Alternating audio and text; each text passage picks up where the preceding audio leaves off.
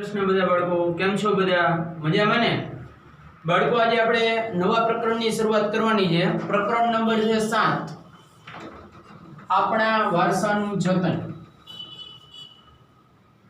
બે પ્રકારના વારસાના પ્રકારો આપણે પ્રકરણ નંબર 1 માં જોઈ ગયા છીએ બાળકો। કોને યાદ છે આ વારસો બે પ્રકાર પડ્યા હતા। चलो कौन कैसे यस वेरी गुड सांस्कृतिक वारसो बीजो क्यों હતો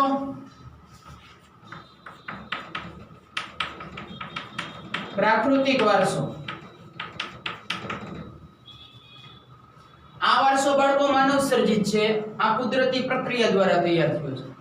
मानवीए पोतानी बुद्धिथी आवडतथी मेहनतथी कलाथी कौशल्यथी जे कई वस्तुनुं सर्जन करेલું છે એને કહેવાય सांस्कृतिक वारસો। અને કુદરતી પ્રક્રિયાના ભાગરૂપે જે વારસાનું નિર્માણ થયું છે એને કહેવાય પ્રાકૃતિક વારસો। આનું ઉદાહરણ કોણ આપશે? Yes very good. આપણા દેશમાં જેટલા કિલ્લા છે, આપણા દેશમાં જેટલા મહેલ છે, આપણા દેશમાં જેટલા મંદિર છે, આપણા દેશમાં જેટલા મસ્જિદ છે, જેટલા મકબરા છે, જેટલા સ્તૂપ છે, એ બધે બધો આપણો કેવો વારસો છે? सांस्कृतिक वारસો છે। આનું ઉદાહરણ કોણ આપશે? વિચાર કરો। નદીઓ છે, પર્વતો છે, જંગલો છે, વન્યજીવો છે, સમુદ્ર છે, આ બધે બધો આપણો પ્રાકૃતિક વારસો છે। सांस्कृतिक અને પ્રાકૃતિક વારસો જે છે આપણા દેશનો વિવિધતાવાળો અને વિશાળ છે, સમૃદ્ધ છે। एक ज प्रकारनी वस्तु नहीं। प्राकृतिक वारसो विचारो तमे पहेला खेती लायक फळद्रुप मैदानी प्रदेश छे तो हमें बधाई पर्वतोना बापूजी એટલે हिमालय पर्वतेय छे। गंगा ब्रह्मपुत्र सिंधु जेवी विशाળ नदीओ छे, तापी नर्मदा जेवी नदीओ छे, खीण प्रदेशय छे, रण प्रदेशय छे। तो प्राकृतिक वारसो तमे विचार कर्यो કેટલો સમૃદ્ધ છે। ત્રણ બાજુ દરિયા કિનારો આપ્યો છે કુદરતે।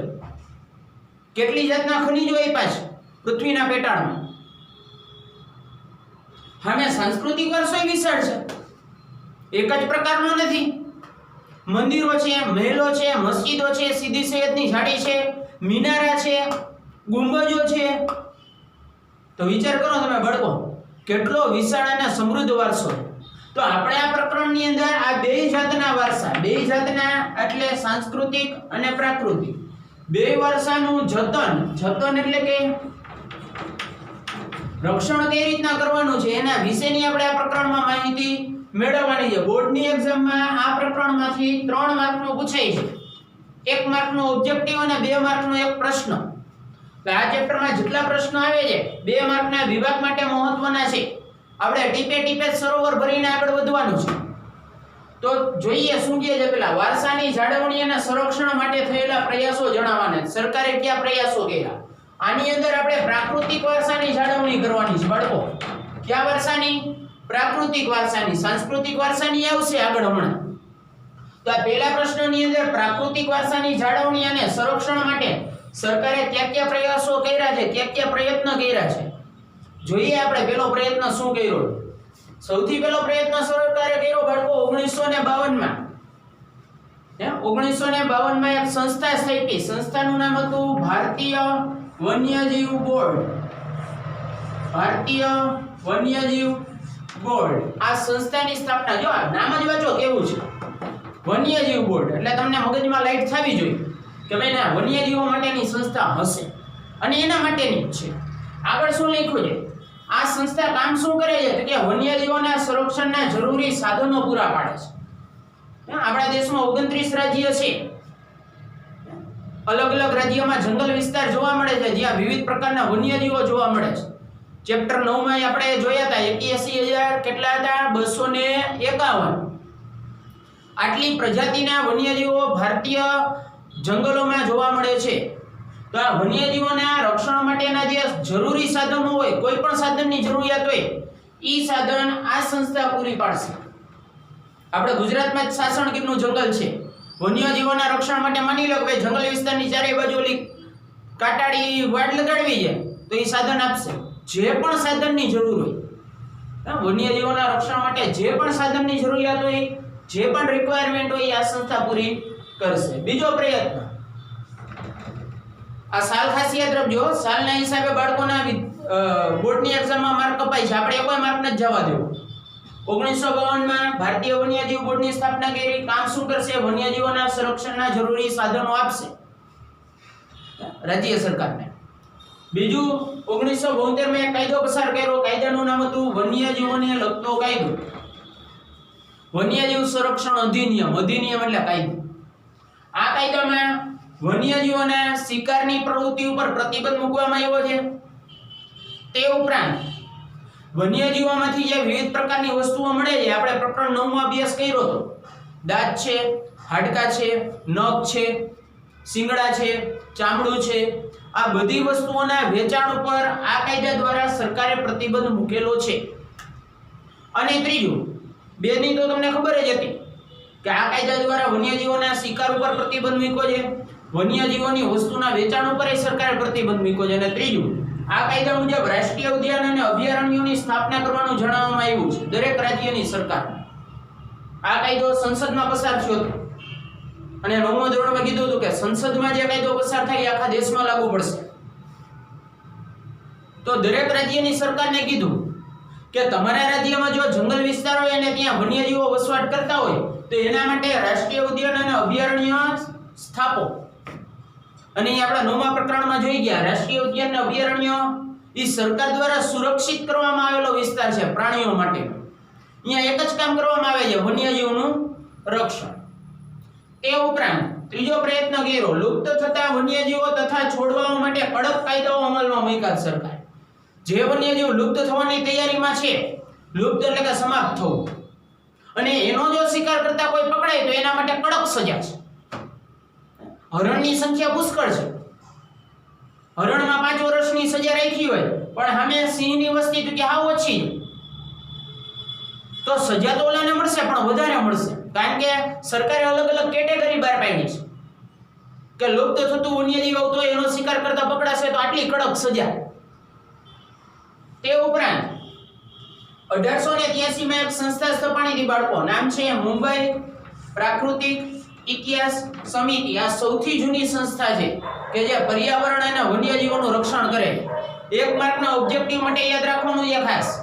તમને આવો પ્રશ્ન પૂછે કે પર્યાવરણ અને વન્યજીવોનું રક્ષણ કરતી અથવા પર્યાવરણ અને પ્રાકૃતિક વારસાનું રક્ષણ કરતી સૌથી જૂની સંસ્થા કઈ, તો તમને જવાબ ખબર હોવી જોઈએ. મુંબઈ પ્રાકૃતિક ઇતિહાસ સમિતિ. સ્થાપના થઈ હતી 1883 માં, એટલે કે અંગ્રેજોના સમયમાં આ સંસ્થાની સ્થાપના થઈ હતી. અત્યારે છે જ આ સંસ્થા. તો 1 માર્કનો ઓબ્જેક્ટિવ ખાસ યાદ રાખજો, પર્યાવરણ, વન્યજીવ અથવા તો પ્રાકૃતિક વારસો. આવો શબ્દ વાપરી શકે. પર્યાવરણ અને પ્રાકૃતિક વારસાનું રક્ષણ કરતી સૌથી જૂની સંસ્થાનું નામ જણાવો. મુંબઈ પ્રાકૃતિક ઇતિહાસ સમિતિ. સ્થાપના ક્યારે થઈ ત્યાં પૂછે તો 1883. આ કામ જ કરે છે, પર્યાવરણનું રક્ષણ કરે છે અને પ્રાકૃતિક વારસાનું રક્ષણ કરે છે. પ્રાકૃતિક વારસામાં બધું આવી જશે, ખાલી વન્યજીવ નહીં આવે. એમાં નદીઓ આવી જશે, જંગલો આવી જશે, સમુદ્રો આવી જશે. આ પર્યાવરણ અને પ્રાકૃતિક વારસાનું રક્ષણ કરતી સૌથી જૂની સંસ્થા. ત્યાર પછી અત્યારે ગીર ફાઉન્ડેશન અને નેચર ક્લબ જેવી સંસ્થાઓ, જેને અંગ્રેજીમાં NGO કહેવાય. NGO એટલે ખબર પડે, નોન ગવર્નમેન્ટ ઓર્ગેનાઇઝેશન, સેવાભાવી સંસ્થા, સ્વૈચ્છિક સેવાભાવી સંસ્થા. અત્યારે આ બે સ્વૈચ્છિક સેવાભાવી સંસ્થા છે, NGO જેને કહેવાય અંગ્રેજીમાં. એ વન્યજીવોનું રક્ષણ કરે છે. ગુજરાત રાજ્યની છે આ બે. એક છે ગીર ફાઉન્ડેશન ને એક છે નેચર ક્લબ. તે ઉપરાંત બંધારણમાં નાગરિકોની મૂળભૂત ફરજોમાં પણ જોગવાઈ કરવામાં આવી છે કે વન્યજીવોનું રક્ષણ કરવાનું છે. તમારી જે ટેક્સ્ટ બુક છે, આ ટેક્સ્ટ બુકમાં અહીંયા મૂળભૂત ફરજો આપેલી છે. આ મૂળભૂત ફરજોમાં જ નામની ફરજ લખી છે કે જંગલો, તળાવો, નદીઓ અને વન્ય પશુ પક્ષીઓનું રક્ષણ કરવાની ફરજ નાગરિકોની છે, ખાલી સરકારની નથી. સરકારે તો આટલા બધા પ્રયત્ન કર્યા, જોવો છે. સંસ્થા સ્થાપી, ભારતીય વન્યજીવ બોર્ડ, કાયદો અમલમાં મૂક્યો. તો હવે આપણી એક જાગૃત નાગરિક તરીકેની પણ ફરજ છે કે આપણે વન્યજીવોનો શિકાર ન કરીએ, પ્રાકૃતિક વારસાનું રક્ષણ કરીએ, નદીઓનું રક્ષણ કરીએ, પર્યાવરણનું રક્ષણ કરીએ. બધી ફરજ કઈ સરકારની જ ન આવે, આપણી પણ આવે. તો બાળકો આ હતા વારસાની જાળવણી અને સંરક્ષણ માટેના ઉપાયો. ચાલો બાળકો, તો આપણે પ્રાકૃતિક વારસાના રક્ષણ માટેના પ્રયત્નો જોયા. હવે આપણે પ્રવાસન સ્થળોની સ્વચ્છતા અને જતન વિશે તમારા મંતવ્યો લખવાના છે. આપણા દેશનો વારસો અલગ અલગ સ્થળોએ આવેલો છે બાળકો, અને જે સ્થળોએ આવેલો છે આપણે પ્રવાસના સ્થળ તરીકેનો વિકાસ કર્યો છે. અને આપણા દેશનો જે પ્રવાસન ઉદ્યોગ છે, ટુરિઝમ ઉદ્યોગ, એ આખે આખો આપણા વારસા ઉપર આધારિત છે.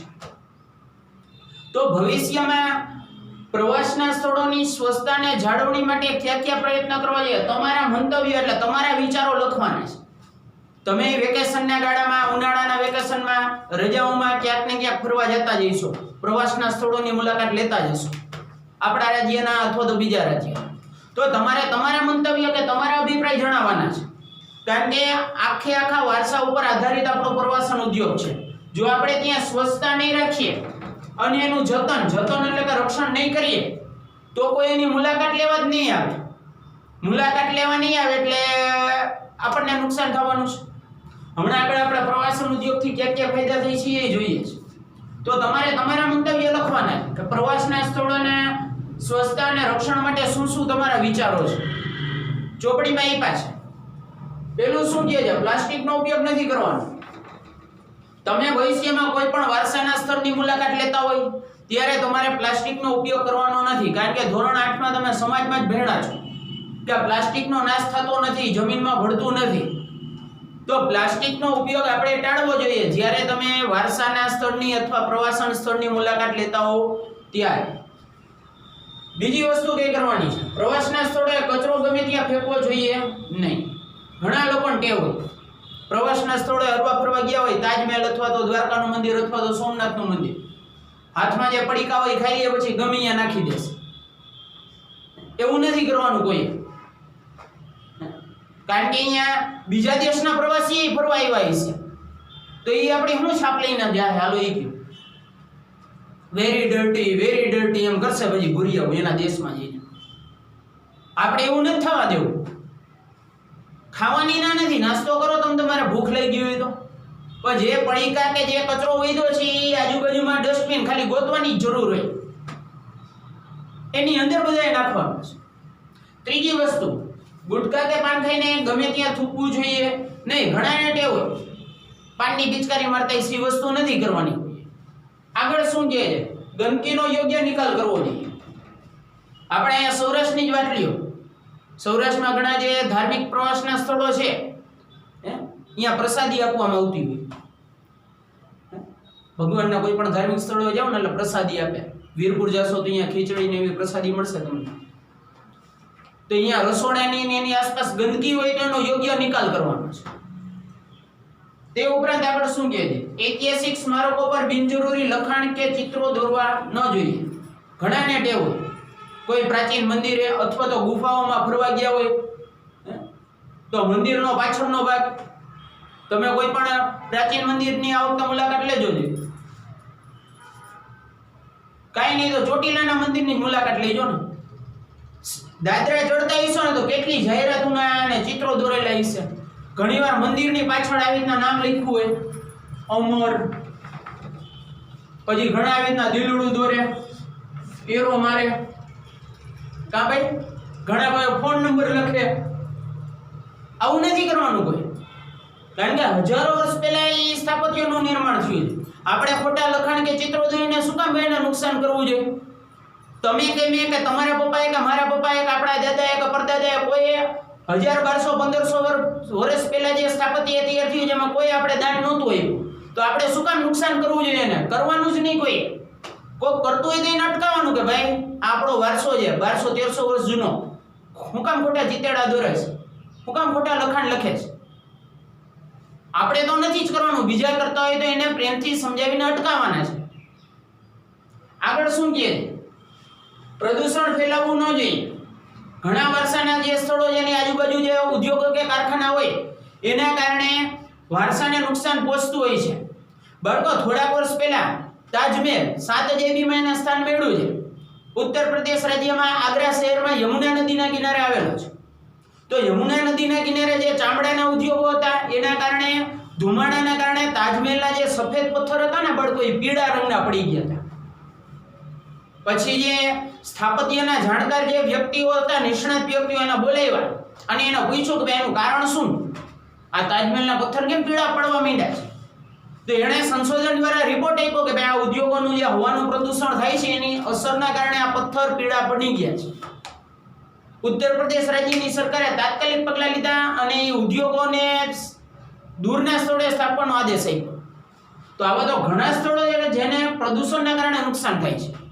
તો આપણે આવું પ્રદૂષણ ફેલાતું અટકાવવાનું છે. આગળ શું છે? જળાશયો, વાવ, ઝરણા, આ કેવો વારસો છે? એમ પ્રાકૃતિક વારસો છે ને. જળાશય છે, વાવ છે, ઝરણા છે. વાવ એટલે રાણકી વાવ. ઘણા જંગલ વિસ્તારમાં ઝરણા છે, ઘણા જંગલ વિસ્તારમાં પ્રાચીન જળાશય કે તળાવ છે. તો ચોમાસાની ઋતુમાં એની ખાસ કાળજી સરકારે રાખવાની છે, કારણ કે આ વાવ ને ઝરણાની હજારો વર્ષ પહેલા તૈયાર થયા છે અને ચોમાસાની ઋતુમાં એમાં પાણીનો ભરાવો વધારે થશે, કારણ કે વરસાદનું પાણી ઉમેરે. તો સરકારે ચોમાસાની ઋતુ દરમિયાન એની કાળજી લેવાની છે. વધારાનું પાણી જો ભરાતું હોય તો એનો નિકાલ લેવાનો છે. સમારકામની જરૂરિયાત હોય તો સમારકામ કરાવવાનું છે. આ કામ સરકારે કરવાનું છે. આગળ શું છે? દેશ વિદેશના પ્રવાસીઓને જાગૃત કરવાના છે. આપણા વારસાના સ્થળો જે હોય, પછી તાજમહેલ હોય તોય ભલે, સોમનાથનું મંદિર હોય તોય ભલે, દ્વારકાનું મંદિર હોય તોય ભલે, બગદાણાનું બાપા સીતારામનું મંદિર હોય તોય ભલે, આ વારસાના સ્થળોની મુલાકાત લેવા બાળકો દર વર્ષે લાખો લોકો આવે છે. એમાં ઘણા વિદેશી હોય છે અને ઘણા આપણા દેશના હોય છે. તો દેશ અને વિદેશના પ્રવાસી જો વારસાને નુકસાન પહોંચાડતા હોય, ગંદકી કરતા હોય, પ્લાસ્ટિક નાખતા હોય, તો આપણે એને અટકાવવાના છે, આપણે એને જાગૃત કરવાના છે, આપણે એને સમજાવવાના છે કે ભાઈ અમારા. અને જો બાળકો, વારસો એ આપણા દેશની ઓળખ છે. વારસો જે છે આપણા દેશની ઓળખ છે. આપણા દેશના કારીગરોએ જે હજારો વર્ષ પહેલા મહેનત કરી છે એનું પરિણામ છે. અને ઘણા દેશો તો આપણા વારસાના હિસાબે આપણને ઓળખે છે. ઘણા દેશો આપણા વારસા એમને એમ કહેવો ને કે ભારત કે હિન્દુસ્તાન, એને ટપા નહીં પડે. પણ તાજમહેલ કહેવો તો તરત કે યા ઇન્ડિયા, તાજમહેલ યા ઇન્ડિયા. કેમ ભાઈ તરત બોલ્યો? કારણ કે એ આપણી ઓળખ છે દેશની. તો આપણે શું કામ એને નુકસાન પહોંચાડવું જોઈએ? નહીં પહોંચાડવાનું. તો દેશ વિદેશના પ્રવાસી નુકસાન પહોંચાડતા હોય તો એને આપણે અટકાવવાના છે. અને સૌથી છેલ્લે, કુદરતી આફતોથી નુકસાન થાય તો એના મૂળ સ્વરૂપમાં લાવવાનો પ્રયત્ન કરવો જોઈએ. ઘણીવાર ભૂકંપ છે, દરિયા કિનારે કોઈ સ્થાપત્ય હોય, કોણાર્કનું સૂર્ય મંદિર જેમ છે, વાવાઝોડાના કારણે કઈ મંદિરને નુકસાન પહોંચ્યું હોય, ભૂકંપના કારણે મંદિરને કે મહેલને નુકસાન પહોંચ્યું હોય, તો સરકારની જવાબદારી આવે. કુદરતી આફતને આપણે નથી અટકાવી શકવાના, પણ કુદરતી આફત હોઈ જાય પછી ખબર પડે કે ભાઈ ભારતમાં ભૂકંપ આવવાના કારણે આટલા મંદિરને નુકસાન પહોંચ્યું છે, તો એને મૂળ સ્વરૂપમાં લાવવાનો પ્રયત્ન સરકારે કરવાનો છે. તો બાળકો, આ હતા પ્રવાસન સ્થળોની સ્વચ્છતા અને જતન વિશેના તમારા મંતવ્યો. હવે આપણે નેક્સ્ટ વિડીયોમાં ભેગા થશું. જય શ્રી કૃષ્ણ.